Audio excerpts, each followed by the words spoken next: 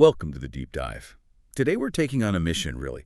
We've got this piece of research that is dense, it's unexpected, and it gives you one of those real aha moments. And our job is to cut right through that complexity for you, to get to the heart of a fascinating puzzle. We're looking at the core meaning of the word spirit in some African contexts, and, well, how that understanding can challenge centuries of Western thought. It's a study that's really rooted in some extraordinary experience. Our main source material comes from the insights of a missionary who spent 36 years working, daily, with African communities, specifically the Luo people in Kenya. 36 years. Wow. Yeah. That kind of immersion gives you access to something deeper than just, what people say. It's about how they see reality itself. Exactly. And that's the mission of this deep dive, to explore this astonishing argument he makes, which is that many of the African terms that get translated into English as spirit are actually being used as euphemisms for a very dangerous and socially difficult concept, the concept of envy. Okay, so wait. The thesis is that when someone in a traditional community talks about an evil spirit causing a sickness, they're not actually talking about a supernatural being, but they're using indirect language to point to the active envy of someone in their own community. That's the core finding. Spirits are fundamentally euphemisms for envies. And the implications of that, they just ripple out immediately. They do, especially for something like Bible translation. You have the Greek term pneuma, which we always translate as spirit, but it has to land in a culture where their word for spirit already carries all this social baggage about envy and competition. So we have to explore how this rule of envy organizes society, and then how the unique revelation of God in the Bible just completely challenges that entire structure. Okay, let's unpack that mechanism. Why the euphemism? If everyone knows the person across the river is envious of your thriving cattle, why not just say it? Why use this shield of spirit? It all comes down to social management. Yep. To conflict avoidance, to accuse someone directly of having evil desires, of being envious, especially in a small community where your relationships are everything, is to basically invite immediate retaliation, a feud, violence that could tear the whole group apart. So the word spirit is used to soften that direct accusation. It's plausible deniability. You can say, a spirit afflicted my field, and everyone knows what you mean, but because you haven't named a person, the social piece isn't broken. Precisely. It keeps the accusation in the abstract. But here's the problem. When a Western individualistic culture comes in and tries to translate these ideas, the social cause, the envy, gets detached. And then, this is the critical part, it gets reified. Reified. Okay, that's a big academic term. It is, yeah. So for those of us who aren't deep in sociological theory, what does reified mean right here? It just means the concept is treated as if it were a real, concrete thing, an independent supernatural agent. The social idea of destructive envy, once it's translated, literally becomes a mythical being, an entity. And that leads to endless speculation in the West about the nature of these spirits, completely divorcing it from the human desire it was meant to describe. And that can really damage the clarity of the biblical text if you're not careful. That's fascinating, because you can even see that deflection in English terms. The source material points out that witchcraft itself can be a kind of a euphemism. Instead of saying, her envy is hurting me, you say, she is a witch. The evil spirit is what motivates the witch, which again puts some distance between the person and their own internal selfish envy. And you see this mechanism most clearly with ancestral spirits. They're often seen as the primary source of these spirits in African tradition. Why the dead, though? Why are ancestors the main source of this kind of negative influence? Well, because the dead would naturally prefer to be alive. So the fundamental assumption is that they are envious of the living. This just flips the whole Western idea of ancestral worship on its head.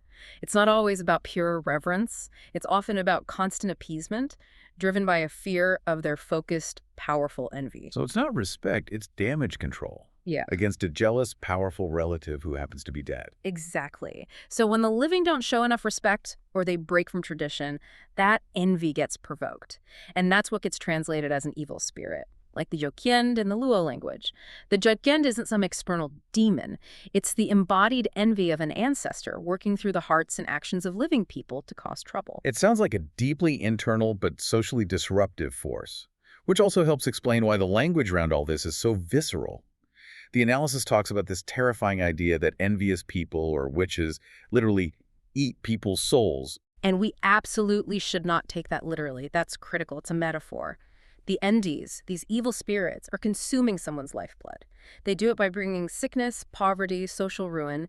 Envy itself is a consuming force. So consuming what belongs to someone else is seen as, functionally, consuming them, their life, their energy. Okay, so if envy is this destructive, all-consuming force, the next question has to be, why on earth is this system considered indispensable, as the anthropologist Shoek put it? Why is it essential to social life? Because both envy and the spirits they create serve a profound regulatory function. In a pre-literate community, without written laws or police forces, your rules and guidance have to come from somewhere else, from an external, authoritative, and frankly terrifying source, the ancestors, the gods, the spirits. And if those ancestors are inherently envious, they naturally become the ultimate social conservatives. They would be extremely unhappy if the younger generation succeeded too much or strayed from the old ways. Exactly. And their displeasure is guaranteed to bring bad luck, so the fear of that envy, Yeah. that becomes the law. It stabilizes the social order, yes, but at an incredibly high cost. The people being guided are also being exploited and really abused by these envious entities who rule them. And this is the tragic context you find in much of the ancient Near East as well. Tell us a bit more about that historical contrast. Well, in many creation myths from the ancient Near East, mankind was explicitly made from bloodshed and formed for slavery. The whole point of being human was just to toil and to bleed to keep the gods happy. And these gods were often petty, jealous, volatile. The whole system was driven by their envy. It's the structure of abuse that makes the later revelation of God in Judaism and Christianity so profoundly different. You can see this whole mechanism made visual in the concept of the evil eye. Mm. The source details the Luan term, juk wang. Juk wang. It literally means the envious eye. This phenomenon, which was everywhere in the ancient Near East, is all about the power of envy. The belief is that the eye itself can emit some harmful substance, some effect that can bewitch you. It's the direct transmission of envious desire. And this fear of being the target of envy creates a vicious cycle, doesn't it? Evil spirits, these euphemisms for a consuming envy, they lead directly to poverty and social paralysis. Why poverty? Because the entire system is based on an idea called limited good. The belief that there's a fixed amount of good stuff in the world, a finite pie. So if you succeed, if you get more wealth or happiness, you are, by definition, taking it from someone else. And that immediately provokes their dangerous envy. So the safest thing to do is often to just stay mediocre, stay poor, so you don't become a target. Which brings us finally to the translation challenge. Yeah.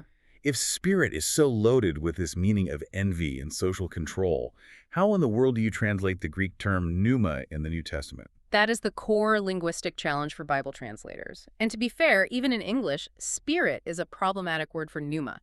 The original Latin, spiritus, meant wind or breath, something non-material but active, a force.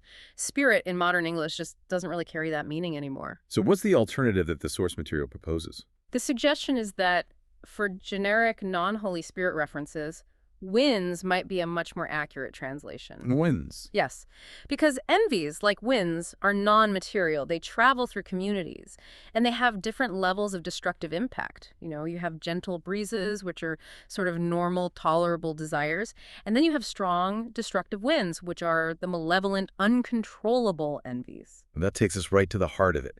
If we accept this premise, that the non-divine pneuma in these cultures is understood as envy, then the argument is we should translate it that way, as envy or its synonyms. It radically shifts the context. It moves from an external cosmic battle to an internal ethical and communal struggle.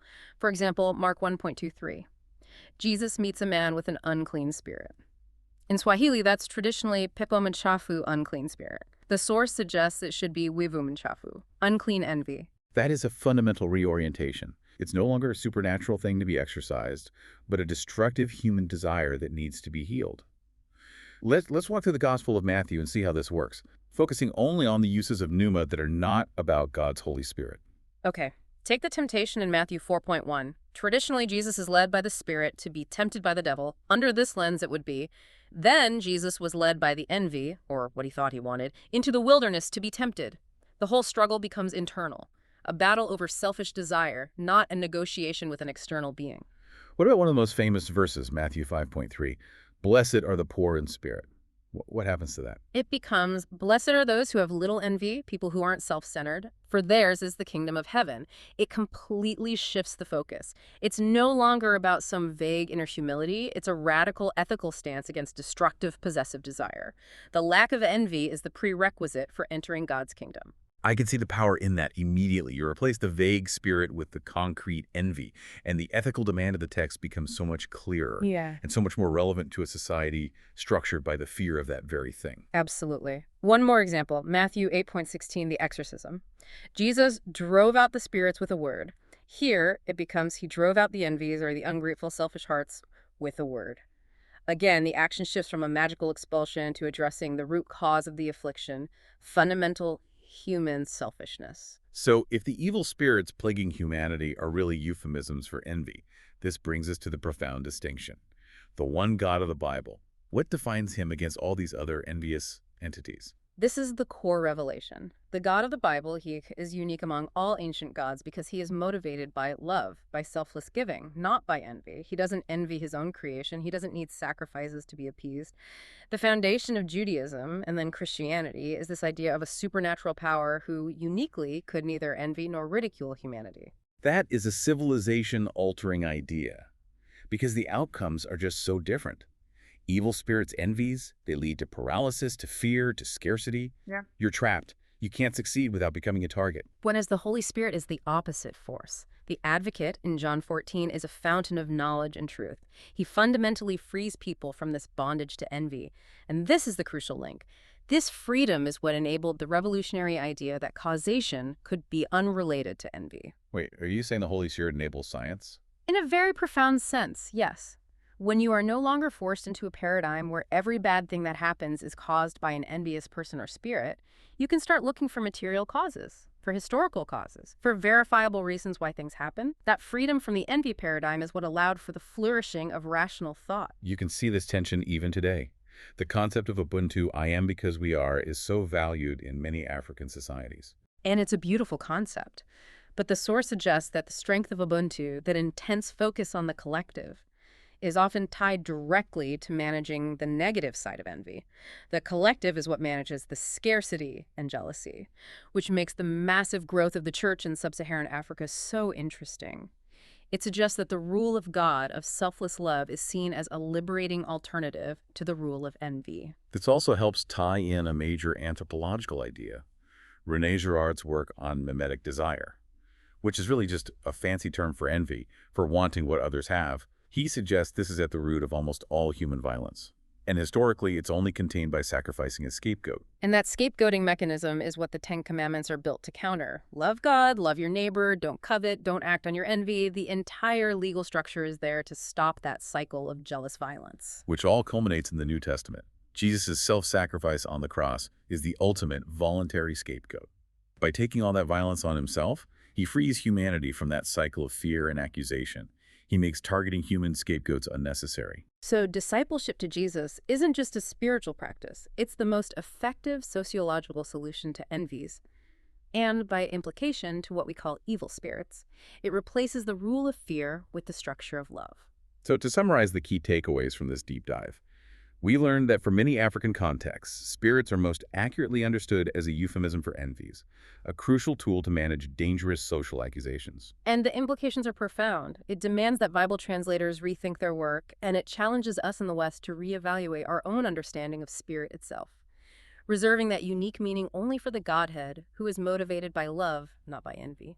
And this whole discussion suggests that the power structure of any society is defined by what motivates its controlling forces. Traditional societies use spirits to manage envy. So if we claim we've moved past spirits today, here's the final thought for you. What secular euphemisms do modern societies use to regulate success in speech? Terms of accusation, like privilege or misinformation, that ensure people don't provoke the collective's judgment.